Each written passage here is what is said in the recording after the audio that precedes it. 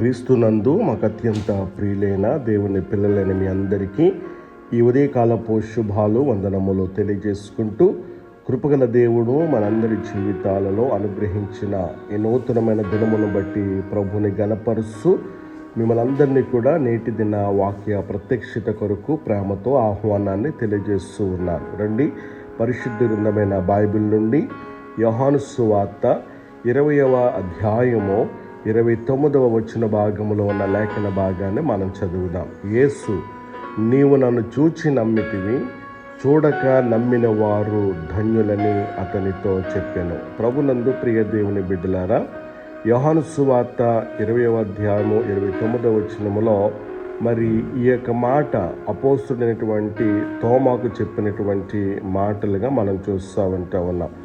యేసు ప్రభు వారు తోమాతో చెబుతున్నటువంటి మాట, నీవు నన్ను చూచి నమ్మితివి, చూడక నమ్మిన వారు ధన్యులు అని చెప్పేసి. అంటే చూసి నమ్మే విశ్వాసము, చూడక నమ్మే విశ్వాసము. తోమ చెప్పాడు, నేను చూసి తాకితేనే కానీ నమ్మను అని చెప్పేసి అంటూ ఉన్నప్పుడు యేసు ప్రభు వారు చెప్పింది ఏంటంటే, చూసి నమ్మడం సాధారణమైనటువంటి విషయమే, కానీ చూడక నమ్మడం ఆత్మీయమైనటువంటి గొప్ప విశ్వాసము అని చెప్పేసి నేను జ్ఞాపం చేస్తూ ఉన్నాను. కాబట్టి నిజమైన విశ్వాసము కళ్ళతో కాదు కానీ హృదయముతో నిండి ఉంటుందనేటువంటి విషయాన్ని కూడా నేను మీకు జ్ఞాపం చేస్తున్నాను. దేవుడు కనిపించకపోయినా పని చేస్తున్నాడనే సత్యాన్ని ఇక్కడ మనం గమనించాలి. మన జీవితంలో కొన్ని సందర్భాల్లో దేవుడు కనిపించట్లేదు, పట్టించుకోవట్లేదు, స్పందించట్లేదు అని చెప్పేసి అనిపిస్తూ ఉంటుంది. కానీ దేవుని వాక్యం చెబుతున్నటువంటి సత్యం ఏంటో తెలుసా? దేవుడు కనిపించకపోయినా ఆయన పని చేస్తున్నాడు, పని ఆగదు అనేటువంటి విషయాన్ని మనం గుర్తించాలి. సందేహం ఉన్నటువంటి వారిని దేవుడు ఏం చేయడు అంటే గనక తృణీకరించడు. ఇక్కడ తోమాకు సందేహం వచ్చింది, అయినా యేసు ప్రభు వారు అతన్ని తిరస్కరించాడా అంటే గనక తిరస్కరించలేదు.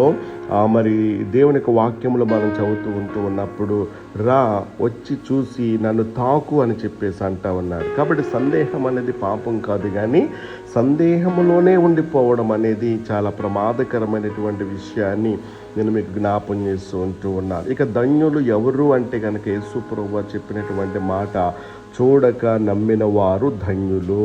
ఈ రోజున మనము యేసుని కళ్ళతో చూడలేదు, కానీ మనం ఏం చేస్తూ ఉంటున్నామో తెలుసా?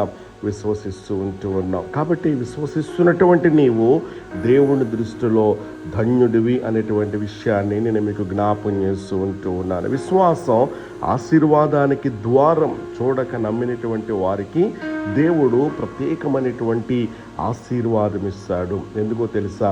విశ్వాసం ఉన్న చోటే అద్భుతాలు జరుగుతాయనేటువంటి విషయాన్ని నేను మీకు జ్ఞాపం చేస్తూ ఉన్నాను. కాబట్టి ప్రియమైన దేవుని బిడ్డలారా, మనము దేవుని చూడలేదు కానీ ఆయన మన జీవితంలో పనిచేస్తున్నాడనేటువంటి విషయాన్ని మనము నమ్ముతున్నామా? తోమాలాగా లేకపోతే కనుక చూస్తేనే నమ్ముతాను అని అంటామా? లేక యేసు ప్రభు వారు చెప్పినటువంటి రీతిగా చూడక నమ్మిన వారు ధన్యులు అనేటువంటి ఆ ధన్యులలో మనము కూడా ఉన్నామా అనేటువంటి విషయాన్ని మనము గుర్తించి ఈరోజు దేవుడు మనల్ని ఒక స్థాయికి పిలుస్తూ ఉన్నాడు. చూసి కాదు కానీ విశ్వసించి జీవించమంటా ఉన్నాడు. సమస్యలు ఉన్నప్పటికీ కూడా దేవుని నమ్ము. జవాబు రాకపోయినా దేవుని గట్టిగా నమ్ము. దేవుడు నిశ్శబ్దంగా ఉన్నా దేవుని నమ్ము. ఎందుకో తెలుసా? చూడక నమ్మిన వారు ధన్యులు అని చెప్పేసి దేవుని యొక్క లేఖనాల్లో మనం చూస్తూ ఉన్నాం. కాబట్టి ఈరోజు ఒక నిర్ణయం మనం తీసుకోవాలి. నేను చూసి కాదు, నమ్మి జీవిస్తాను. దేవుడు నీ జీవితంలో అద్భుతాలు చేయడానికి సిద్ధంగా ఉన్నాడు. నువ్వు కేవలం విశ్వాసం మాత్రమే చూపించాలి. కాబట్టి ఈ రోజున ఈ రీతిగా నువ్వు ప్రార్థించగలవా? ప్రభువా, మేము చూసి కాదు కానీ నమ్మి జీవించేటువంటి విశ్వాసాన్ని నాకు దయచేయి ప్రభువా.